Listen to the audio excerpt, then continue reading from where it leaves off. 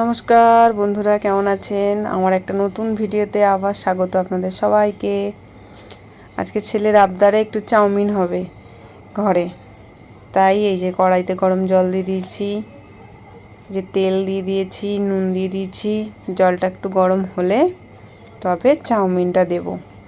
তার মধ্যে পেঁয়াজ, আলু এগুলো একটু কুচিয়ে নিয়েছি। গরমকাল যেহেতু কোনো সবজি দেব না, ছেলেটা খেতেও চায় না। এইবার একটুখানি গরম হয়েছে জলটা, খুন্তি দিয়ে নেড়ে দেখলাম।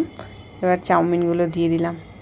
এবার চাউমিনগুলো সিদ্ধ হতে হতে ততক্ষণে আমি ওদিকটা একটু গুছিয়ে নেব আর যা যা দেবো এর মধ্যে। কিন্তু বলে দিয়েছে আমার ছেলে, দোকানের মতন যেন হওয়া চাই, না হলে খাবো না। এই যে তারপরে ওগুলো সব ঝরিয়ে নিলাম, সিদ্ধ করে চাউমিনটাও ঝরিয়ে নিয়েছি। এই যে এবার আলুগুলো দিয়ে দিলাম। আলুগুলো ভাজা হতে হতে বেশ করে একটুখানি ভাজলাম। একটু স্বাদ মতো নুন দিলাম, নুনটা দিলে একটু তাড়াতাড়ি ভাজাটা হয়ে যায়। ভাজা হয়ে যাচ্ছে। এবার ভাজার পর লঙ্কা নিয়েছি, লঙ্কাগুলো তো চিড়তে দেবে না, গোটা লঙ্কাই দিতে হলো। গোটা লঙ্কা দিলে আবার তেলে ফাটে, যে লঙ্কাটা দেবো।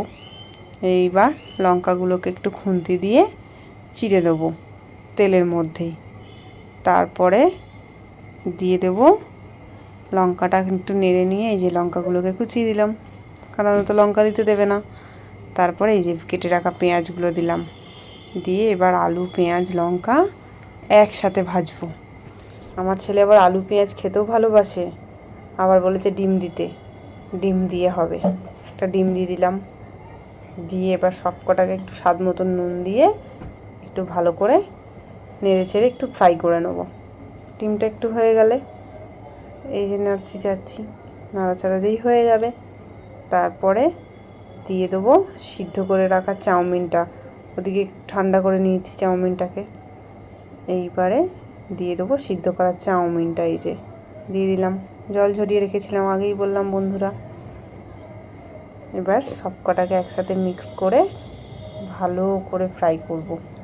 ও তার মধ্যে একটু দোকানের মতন যেহেতু বলেছে, একটু ভিনিগার দিলাম, একটু সয়া সসটা দিলাম, তাহলে দোকানের মতন লাগবে, তাহলে বলবে, নাহলে বলবে ভালো হয়নি আমার ছেলে। একটু গোলমরিচের গুঁড়ো দিলাম, এই যে দিয়ে দিলাম। এবার সব ভালো করে মিক্স করে নিচ্ছি কড়াইতে। আর বন্ধুরা, এই চাউমিনটা কিন্তু খুব ভালো। কোম্পানিটা কি বললো যেন, দাদার দোকান থেকে নিয়ে এসেছিলাম, কি ভাই ভাই চাউমিন।